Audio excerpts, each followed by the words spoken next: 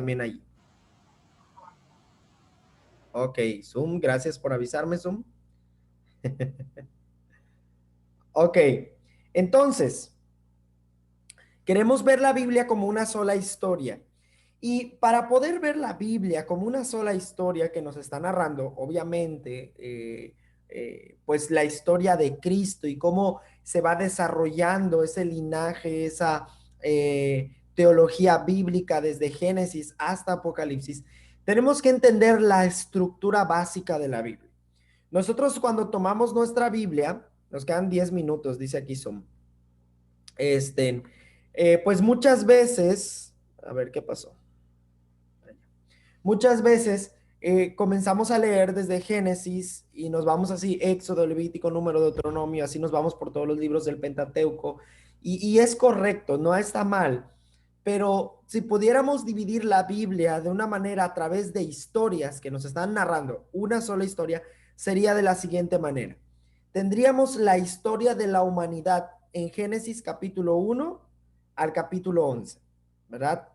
Porque en los primeros 11 capítulos de Génesis, tú no encuentras a Israel todavía, tú no encuentras pues allí como que algo específico sobre una nación, incluso pues no encuentras a la iglesia tampoco, ¿verdad? Los capítulos del 1 hasta el 11 nos están narrando simplemente la historia de la humanidad en general, ¿verdad? Capítulo 1 tenemos la creación. Capítulo 2, la creación del hombre. Capítulo 3, la caída del hombre, ¿verdad? Cómo el hombre peca y es destituido de la gloria de Dios, echado del huerto del Edén que representaba la presencia de Dios.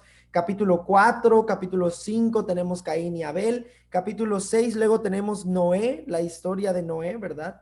Cómo Dios, cómo la maldad del hombre se reproduce inmediatamente conforme se van reproduciendo los hombres.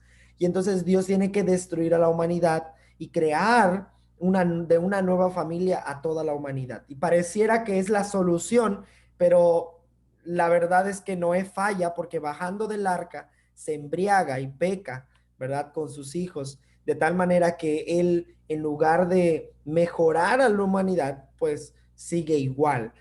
Luego capítulo 6 al 9 es la historia de Noé, luego 10, 11, Torre de Babel, y terminamos en el capítulo 11 con esta historia de Torre de Babel, ¿verdad? ¿Qué pasó? Ya, ok. De Torre de Babel, donde el hombre intenta llegar a Dios por sus propios méritos, construyendo un gran muro y Dios distribuye las lenguas, distribuye a las personas y crea las naciones. Entonces, los primeros 11 capítulos de Génesis nos están hablando acerca de la historia general de la humanidad. Y luego de allí tenemos de Génesis 12 hasta Primera de Reyes 11 la historia de Abraham, que después de Torre de Babel, ¿verdad? Después de que Dios distribuye las lenguas y crea las naciones, pues Dios tiene que tener una propia nación. Si el mundo se divide en naciones, en pueblos, Dios necesita su propio pueblo, su propia nación, y entonces toma un hombre llamado Abraham y lo saca de Ur de los Caldeos y lo lleva hacia una tierra prometida. Y desde Génesis 12 hasta Primera de Reyes capítulo 11 tenemos la historia de Abraham hasta David, ¿verdad? ¿Por qué David? Porque David pues se promulga como el primer rey puesto por Dios, ¿verdad? Saúl ciertamente fue el primer rey de Israel, pero David es aquel que Dios había decidido para el trono. Entonces, después de esto, nosotros tenemos de David a Salomón, es decir, de Primera de Reyes 12 hasta el final del Antiguo Testamento, hasta donde termina el Antiguo Testamento, de David y Salomón hasta Cristo. Más o menos la historia de la Biblia se divide así. La historia de la humanidad a Abraham, Abraham a David, David a Cristo. En 4 partes se divide la Biblia, por decirlo así. La historia de la humanidad a Abraham, de Abraham a David, de David a Cristo, ¿verdad?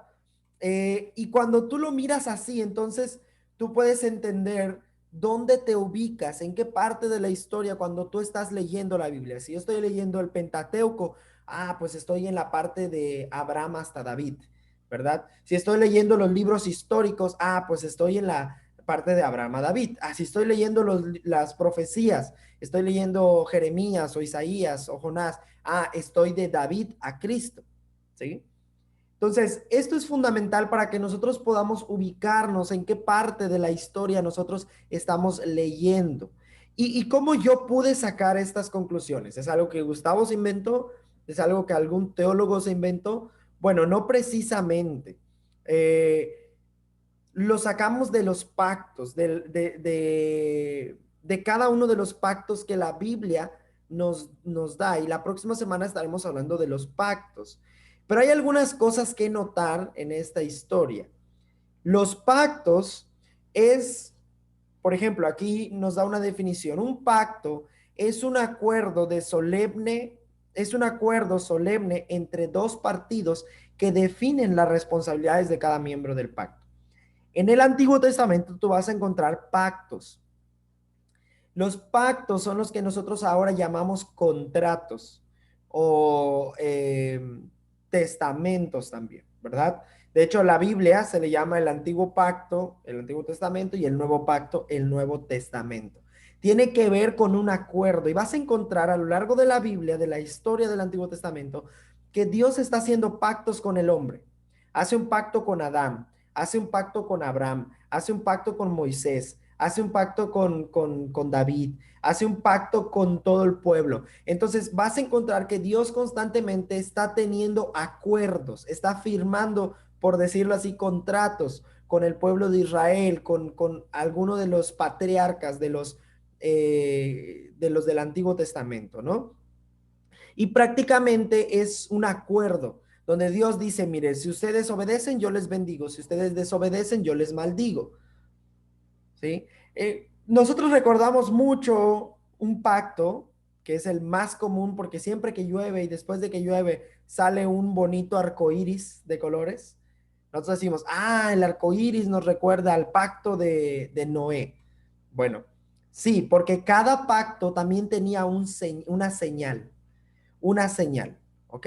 Algo que Dios ponía como evidencia y acuerdo, recordatorio de aquel pacto que Dios estaba haciendo con el pueblo de Israel, ¿verdad? Los pactos hoy en día se hacen en los negocios, el matrimonio.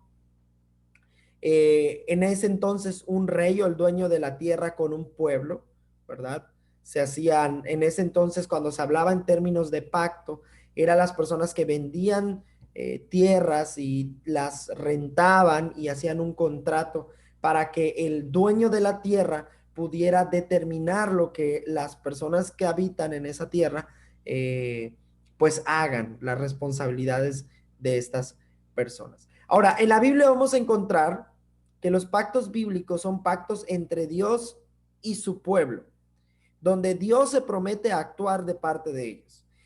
Si vamos a leer los pactos y la próxima semana vamos a ver cada uno de ellos de manera detenida, tenemos que entender que estos pactos siempre son determinados por Dios.